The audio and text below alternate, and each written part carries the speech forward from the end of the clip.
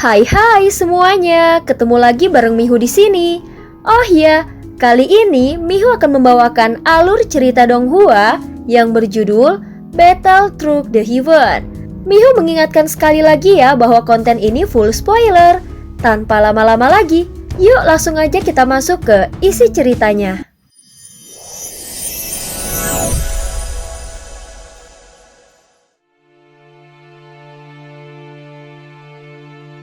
Melanjutkan dari kisah sebelumnya.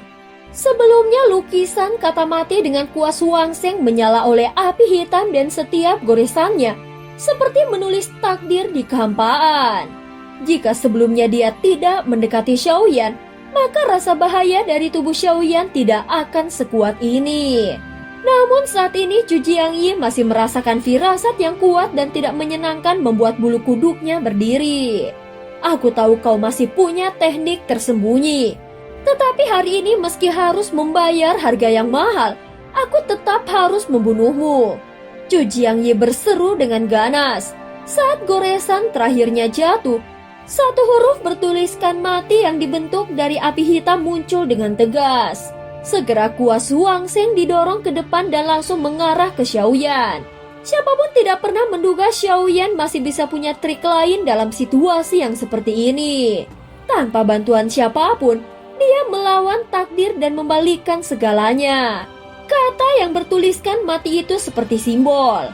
Namun bukan sekedar simbol karena membawa kekuatan reinkarnasi yang luar biasa. Zhu Jiangyi menuliskan tanpa menahan sedikit pun kekuatannya. Sehingga Xiaoyan disegel oleh tulisan itu. Getaran yang keluar dari tubuhnya tidak menunjukkan adanya kekuatan perlawanan sedikit pun. Dengan satu goresan ini, kau masih belum mati juga. Zhu Jiangyi berteriak dengan penuh amarah dan emosinya tidak bisa dikendalikan lagi. Dia merasakan di lubuk hatinya yang terdalam ada perasaan tertekan yang menyesakan. Saat berikutnya tubuh Xiaoyan dikendalikan oleh segel itu dan huruf mati jatuh dengan keras di tubuhnya. Sehingga tubuh fisiknya langsung hancur berkeping-keping. Sepertinya Xiaoyan tidak mampu lagi menahan kekuatan luar biasa tersebut. Tubuhnya menjadi serpihan daging dan berubah menjadi lautan darah emas. Dia mati. Ketiga monster tua hampir tidak percaya dengan apa yang mereka lihat.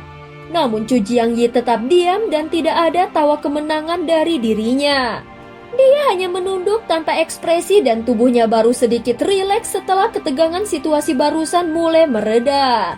Hahaha, Zhu-sang, termaksud kali ini aku sudah membunuhmu 3 kali. Sayang 6 kali lainnya bukan aku yang melakukannya. 9 kali reinkarnasi ini berakhir sampai di sini. Tiba-tiba terdengar suara tawa pelan dari dirinya. Setelah itu, Zhu Jiangyi perlahan mengangkat kepalanya. Namun senyuman di sudut bibirnya tiba-tiba membeku karena dia tidak melihat sisa serpihan darah dan daging milik Xiaoyan. Dan pada saat itulah tiba-tiba pandangan Zhu Jiangyi mulai buram. Ketika dia menoleh ke atas, dia melihat sebuah jari raksasa muncul di kehampaan dengan dirinya yang berada tepat di tengahnya. Di antara kedua alis sosok itu ada 9 tanda bintang yang berkilauan. Tetapi tanda bintang ini berbeda dari sebelumnya. Dan 9 bintang ini berwarna merah terang. Jari putih raksasa itu menjulur keluar. Meski tampaknya bergerak lambat, tetapi kenyataannya datang dengan kecepatan yang menyilaukan mata. Saat Zhu Jiangyi hendak melarikan diri, tubuhnya tiba-tiba diliputi oleh kobaran api. Jika dilihat dari jauh, tampak jelas bahwa dia telah terperangkap dalam teratai api abadi raksasa. Apa? Bagaimana mungkin dia masih hidup? Melihat lautan jari raksasa itu, mata Zhu Jiangyi dipenuhi ketidakpercayaan. Sebelumnya dia sudah menyaksikan tubuh Xiaoyan hancur lebur. Namun sekarang yang menunggu kematian saat huruf bertuliskan mati itu jatuh ternyata dirinya sendiri. Sebelumnya ada seberkas jiwa sejati dari avatar Yuan Shen Xiaoyan yang belum lenyap. Sehingga dia tidak bisa menampilkan kekuatan penuh dari tubuh avatar Yuan Shen yang merupakan teknik warisan dari klan Yuan Shen. Jadi Xiaoyan memang sudah menunggu momen ini. Tubuh avatar Yuan Shen-nya yang sangat besar telah lama menahan segala rasa sakit. Kini kekuatan itu langsung meledak. Jika kekuatan sebesar ini tidak bisa membunuh Chu Jiangyi, maka Xiaoyan tidak akan punya kesempatan lagi. Saat berikutnya daging dan darahnya mulai terbentuk kembali. Segera tulang Xiaoyan yang baru terbentuk menghujan turun dengan kekuatan mengerikan. Chu Jiangyi pun mengerutkan dahinya dengan ketakutan. Tidak mungkin. Chu Jiangyi tercengang saat memandang lautan telapak tangan yang begitu mengerikan. Perasaan krisis yang kuat menjalar ke seluruh tubuh dan jiwa Chu Jiangyi. Saat ini tubuh Xiaoyan diperkuat oleh 9 bintang merah darah yang bersinar terang di pusat antara kedua alisnya. Cahayanya menyilaukan dan menusuk mata siapapun yang melihat. Xiaoyan tidak punya waktu lagi untuk ragu, karena kekuatan sekuat ini takkan bisa bertahan lama. Kini dia sudah tidak peduli dengan segalanya.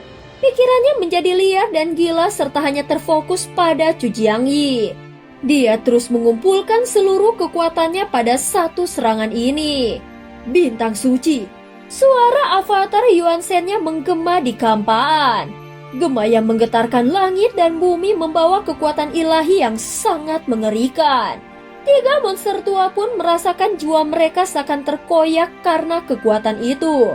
Mereka tersedak dan mereka memancarkan keterkejutan yang tidak bisa disembunyikan. Pertarungan ini benar-benar jauh di luar bayangan mereka. Namun Raja Dewa Ye tetap memandang dengan tenang. Dia siap turun tangan kapan saja.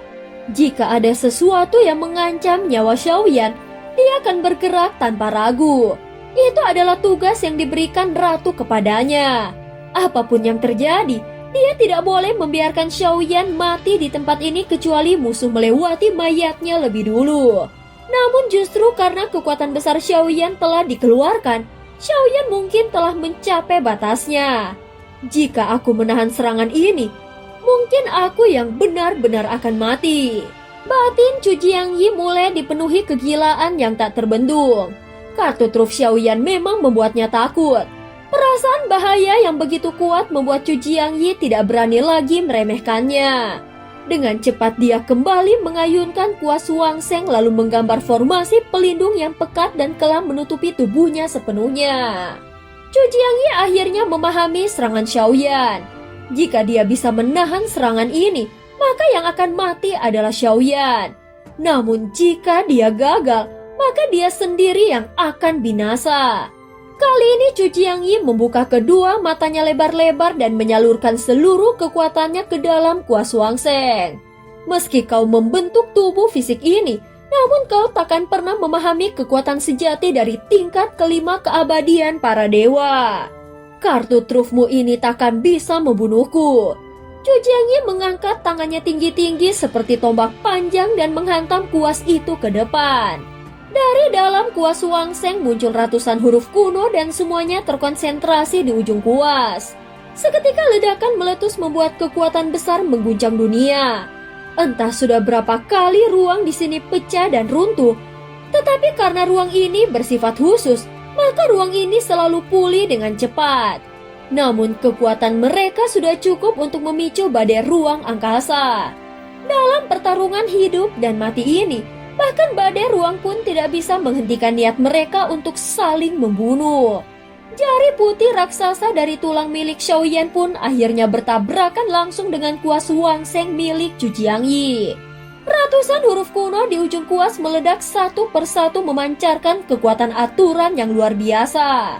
Tabrakan ini begitu gila sehingga setiap huruf membawa hukum dunia yang agung.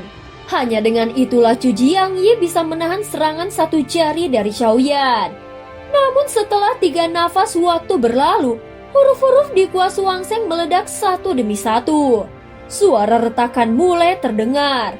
Chu Jiangyi langsung menyadari bahwa kekuatan Xiaoyan sama sekali tidak lebih lemah darinya. Bahkan mungkin sudah melebihi dirinya. Sejauh ini, kau adalah musuh terkuat yang pernah kuhadapi. Gumam Chu Jiangyi dengan suara yang dalam. Selama perjalanan ini aku sudah terlalu banyak bergantung pada bantuan orang lain. Kini sudah waktunya aku berdiri sendiri.